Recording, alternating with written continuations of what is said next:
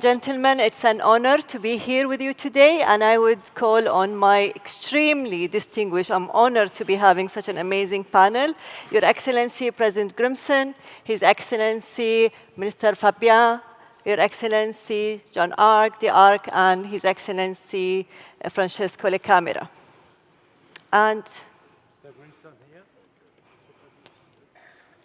And we are having a phenomenal panel today, and His Excellency Dr. Thani Zayudi. Welcome, everybody. Can I have a round of applause for our distinguished panelists? Okay.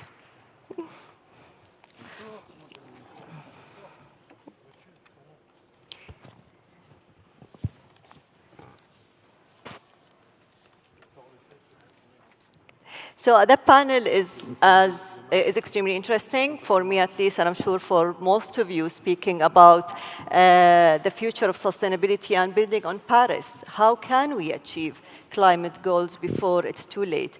I'm going to be biased, and I'm going to start with His Excellency Minister Thani, because he needs to go very quickly. So we're going to start with a very important question, Your Excellency. As the world continues to accelerate collective climate action in light of recent extreme weather events that are becoming more severe in the degrees of devastation they cause, countries have been urged to come to COP26 with higher, more ambitious climate targets. What can you tell us about the UAE's updated NDC, and what are the challenges and opportunities in achieving these objectives? The floor is yours, Your Excellency. Thank you, Dr. Nawal, and welcome to our esteemed colleagues to the UAE and to the Abu Dhabi Sustainability Week, and welcome to the attendees and friends who are visiting us today. Excellent question, Doctora. As we're heading to COP26, we have to be ready with very ambitious NDCs to make sure that we're going to fulfill our commitments and the global commitments when it comes to Paris agreements and climate change. The UAE aims to achieve a target of 50% of clean energy in our total energy mix by 2050.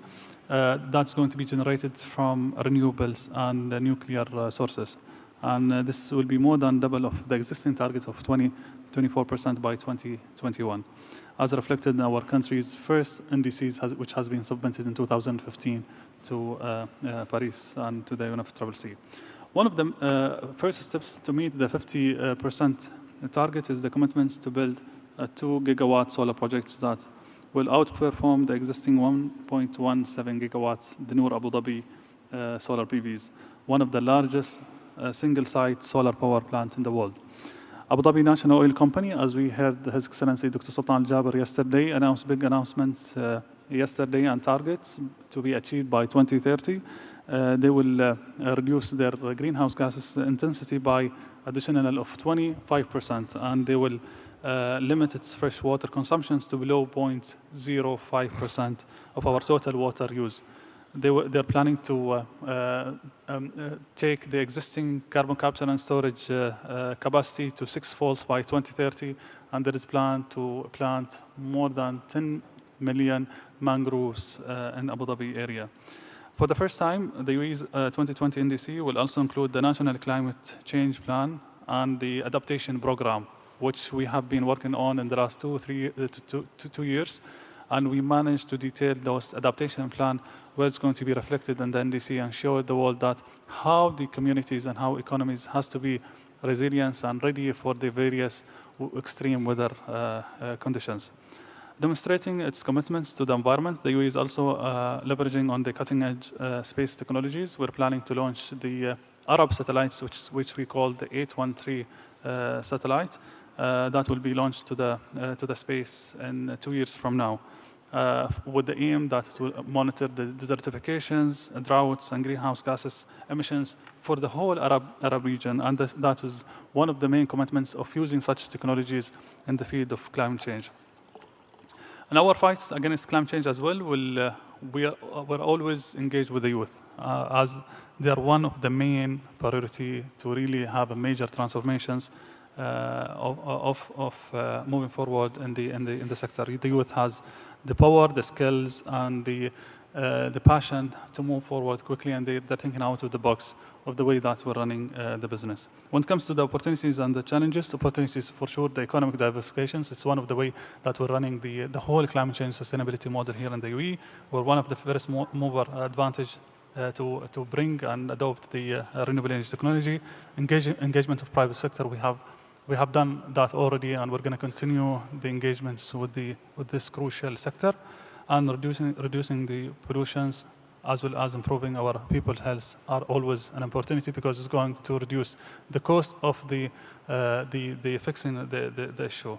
Some of the challenges which we're seeing are the miscommunication. Sometimes the technology sometimes are not adopted to our own weather conditions, and this is something which we have to push forward the research that are tailored to our own conditions when it comes to dust, humidities, and the various economic circumstances here in the country.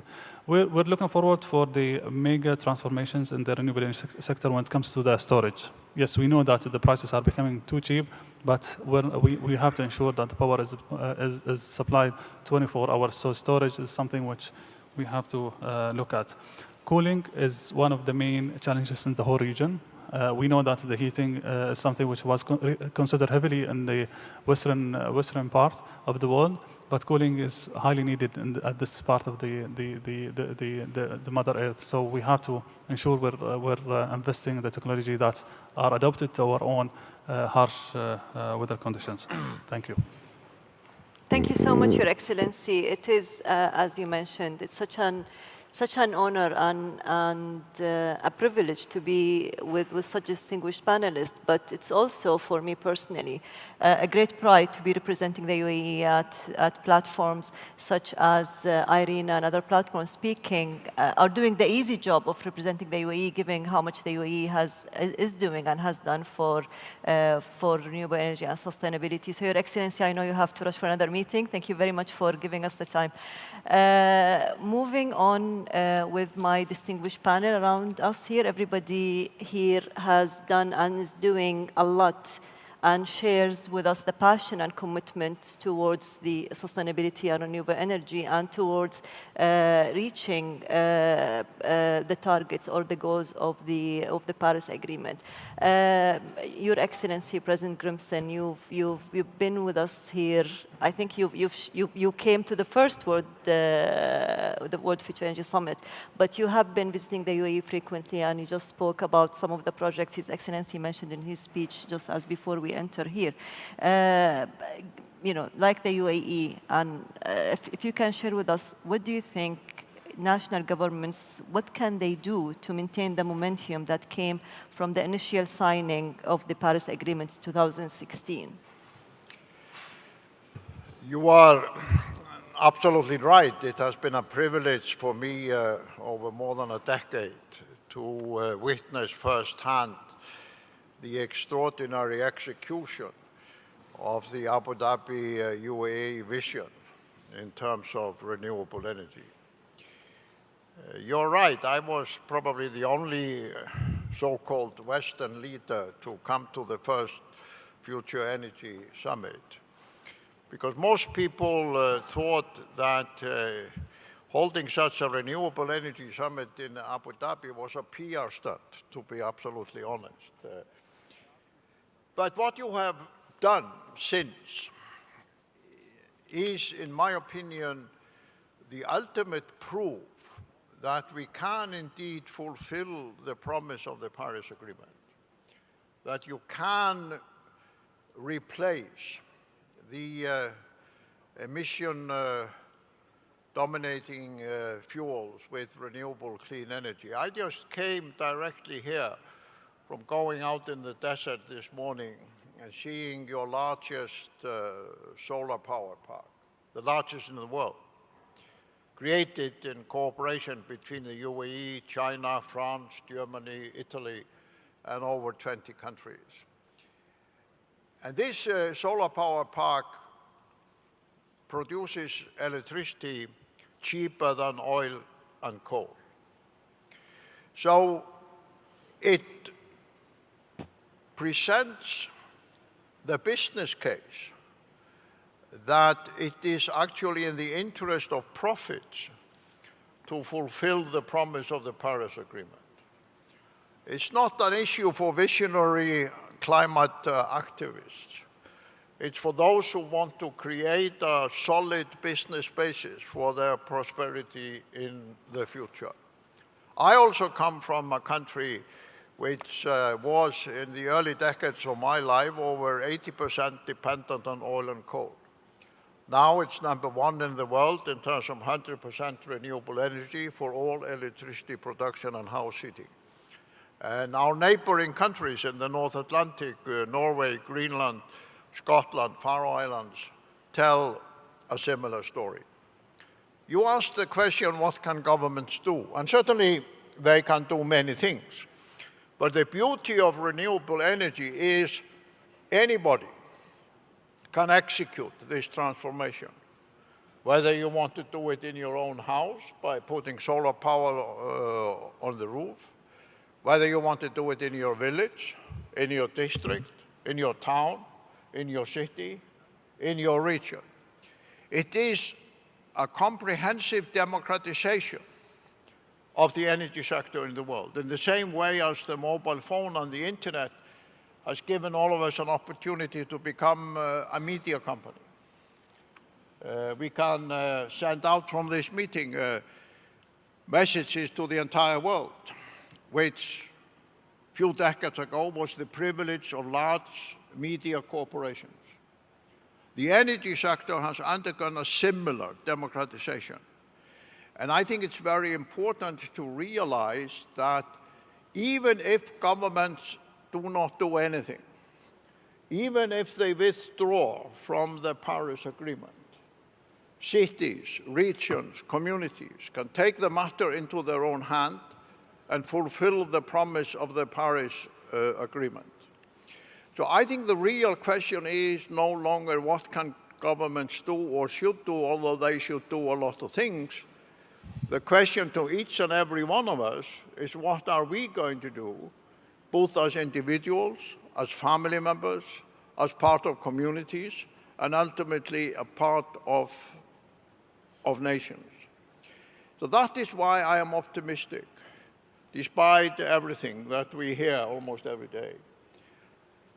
The reason why I'm still active in this area is that I believe it is possible for us to fulfill the promise of the Paris Agreement, even if some major countries officially withdraw. Because the fact of the matter is the combined success of individual states within America, individual cities, individual companies and corporations is such that in the end, the US as an entity, despite the action of the government, might fulfill its obligations under the Paris Accord.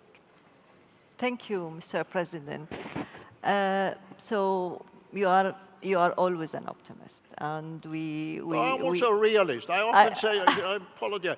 People often tell me I'm an optimist, but I say I would not have survived in this political business as I've been in for such a long time if I wasn't also a fundamental realist. Absolutely. So moving to President Fabius, you played a crucial role in reaching the Paris Agreement. It was the first universal agreement on an action against climate change. However, we see big countries, not naming anybody, withdrew from Paris agreements. And given what's happening now around the world and given everything that we are seeing, do you share His Excellency President Grimson's optimism on reaching or meeting the Paris Agreement before it's too late? I always remember this sentence of the famous Albert Einstein, who said once, stay away from negative people because they have a problem for every solution. And I share his view. Now, if we want to look at the situation such as it is true that we have a strange disconnect. On the one hand, we have the Paris Agreement, which is crystal clear, it gives objectives, it gives means. Okay. On the other hand, we have the figures today, which are not so good at the worldwide level. When we're looking at the figures of greenhouse gas emissions, the fires, and so on and so forth. And on the other hand, we have some countries which not only do not want to enhance their commitments, but who do not even want to implement their commitment. Everybody has signed Paris. Therefore, what can we do? I think there are at least two mistakes to avoid. The first mistake would be to abandon.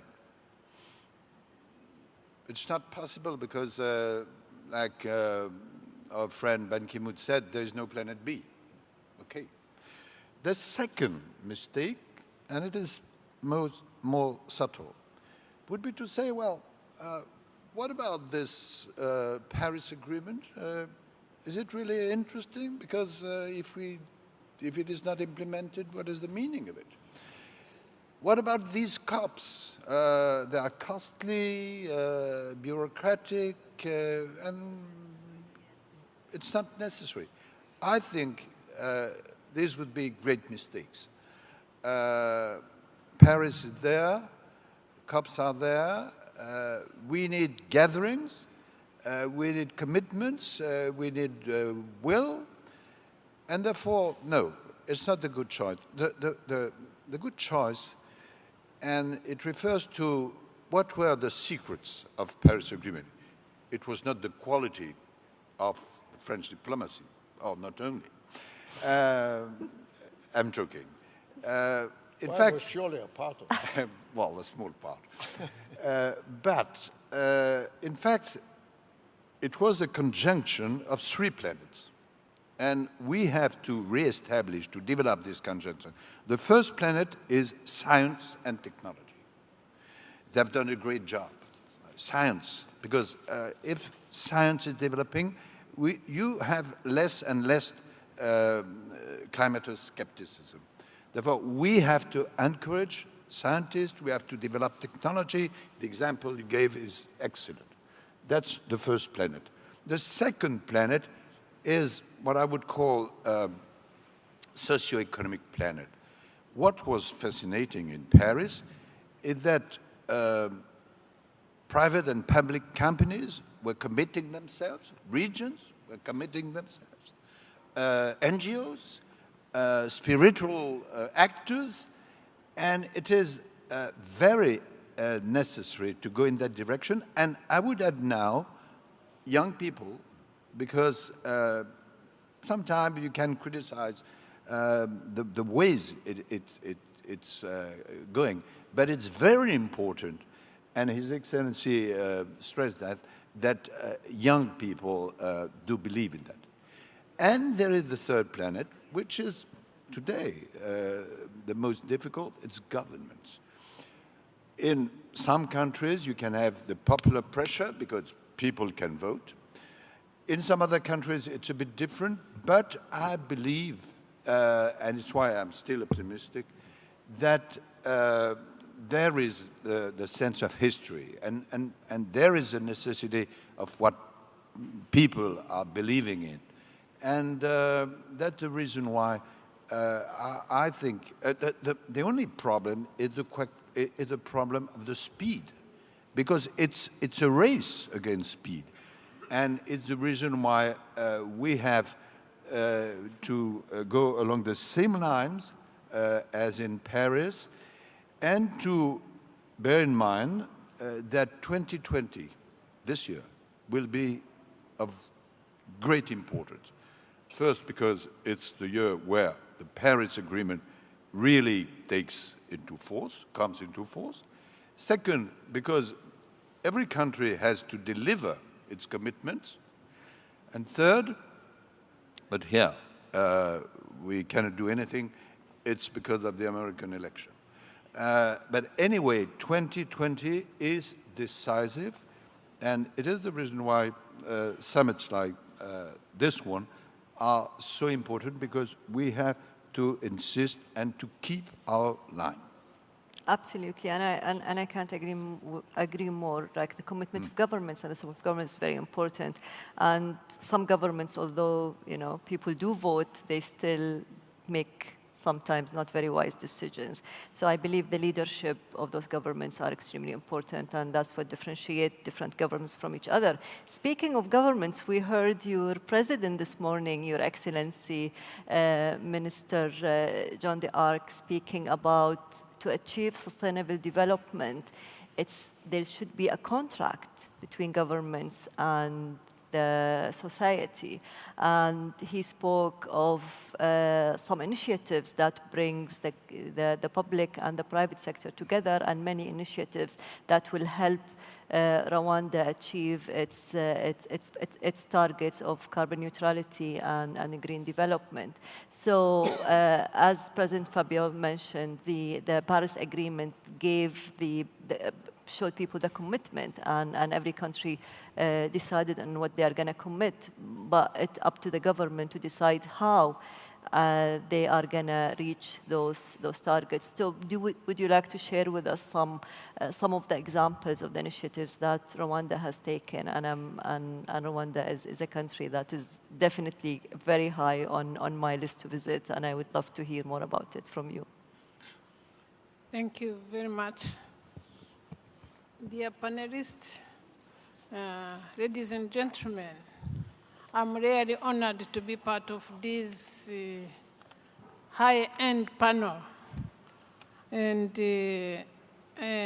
I'm happy to share the government of Rwanda's successful stories, because if we want to have inspired actions, we have to share inspiring stories.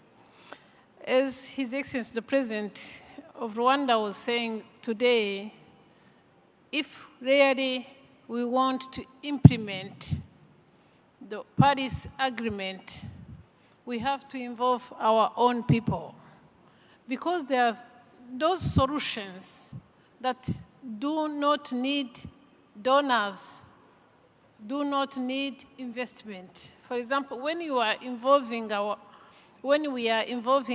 own people in community work, every last Saturday of the month, we get together to clean and to plant forests.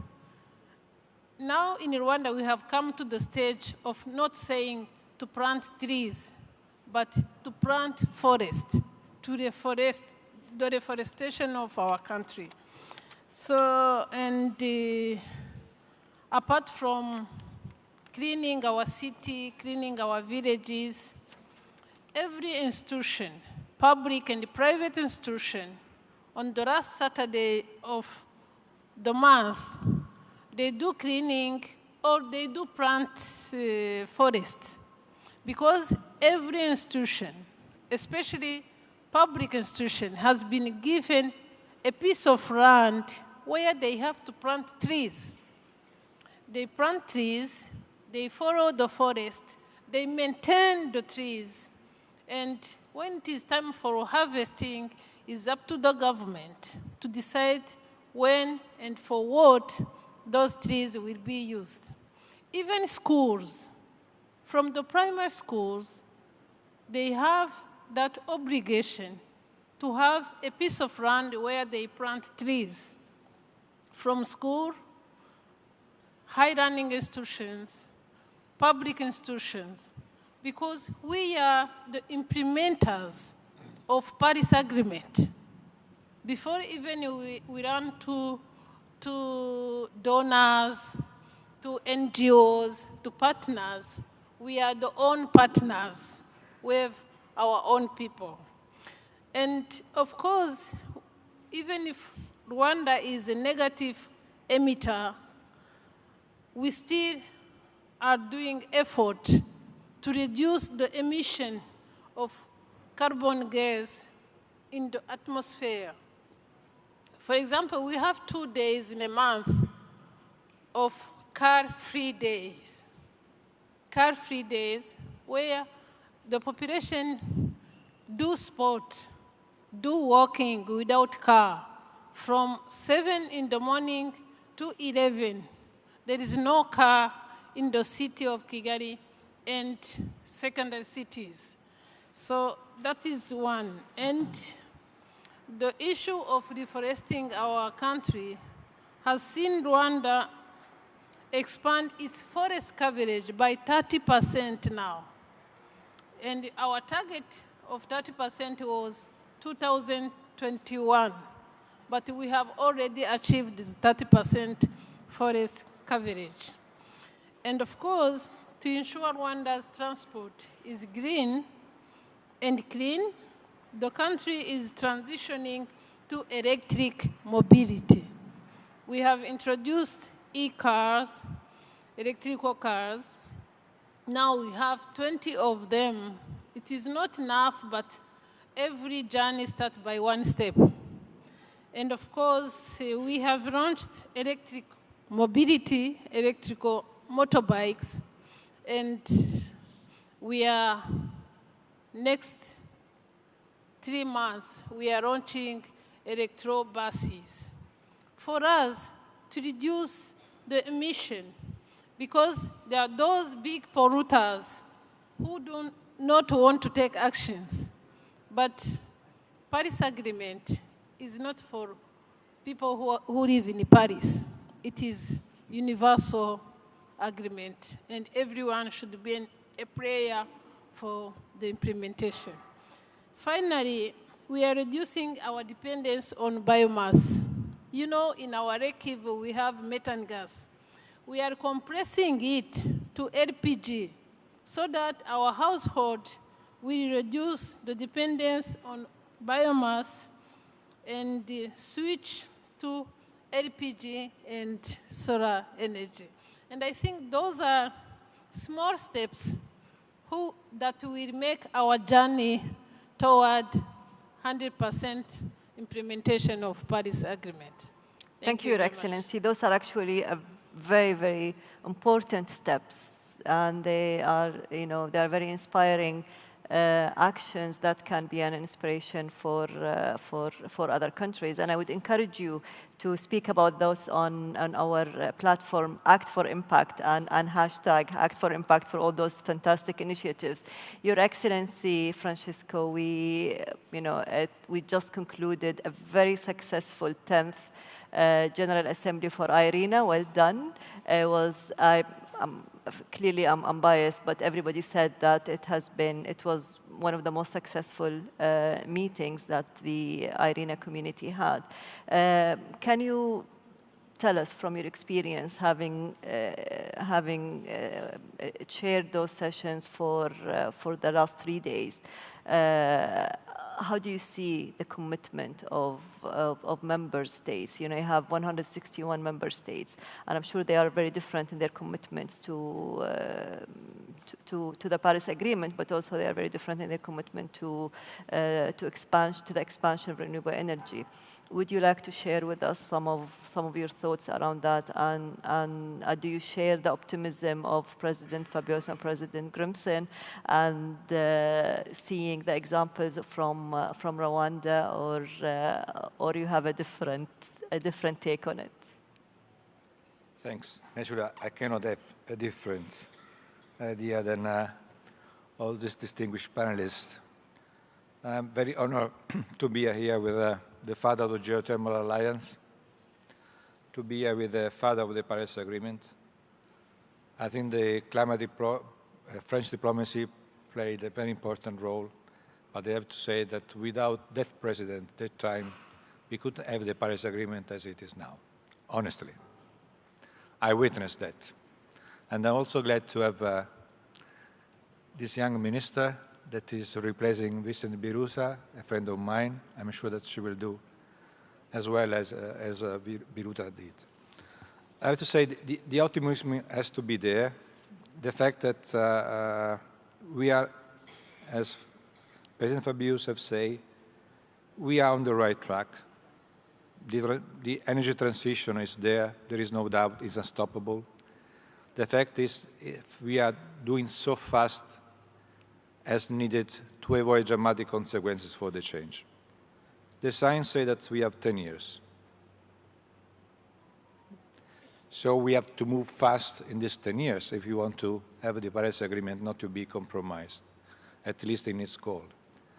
And it's inevitable that we have to say that if we have to act in this short period, the only way we have to stay in line with the Paris Agreement goal is going as fast as possible to renewables.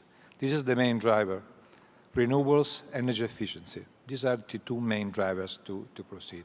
And this, I think, is well understood in the arena community. The fact is that we have to align.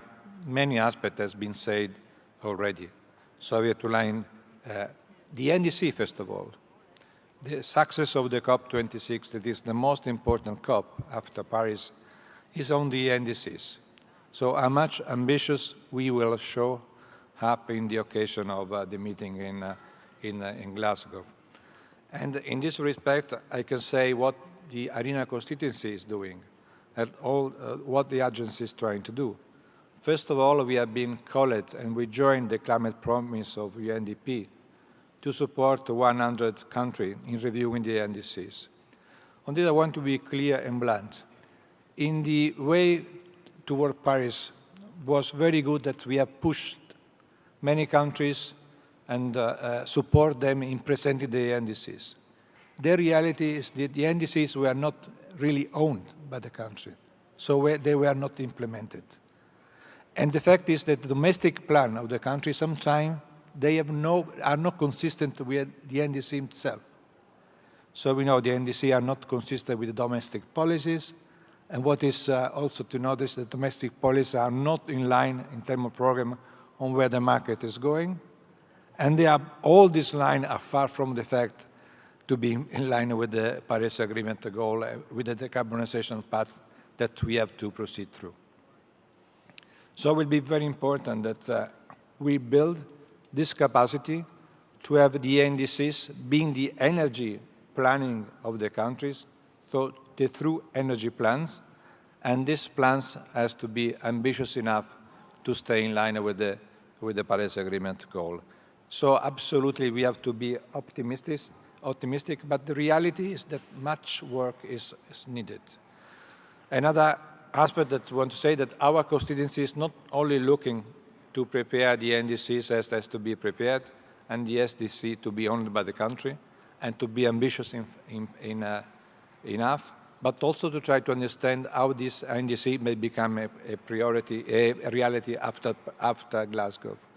We are working on this climate investment platform that I think can help to mobilize the finance that is needed to implement the NDC plan. And I will finish, say that we are witness that some change are there.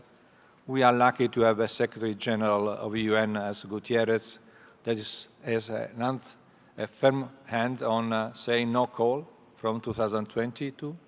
That the banks, the financial system definitely are saying no anymore to coal. I hope that they will say dramatically and rapidly yes to renewable and give to this driver of our energy transformation the money needed to make the changes possible. Thank you. Thank you so much. Thank you so much, everybody. Unfortunately, we ran out of time. Just to summarize, we are sharing a message of optimism and with some realism, but we know that if we only address the one planet that is not yet aligned, which is the government commitment, hopefully 2020 would be a year that we are going to celebrate reaching all our targets that we signed up to with signing the Paris Agreements. Ladies and gentlemen, please join me in giving our distinguished panelists a round of applause. Thank you so much.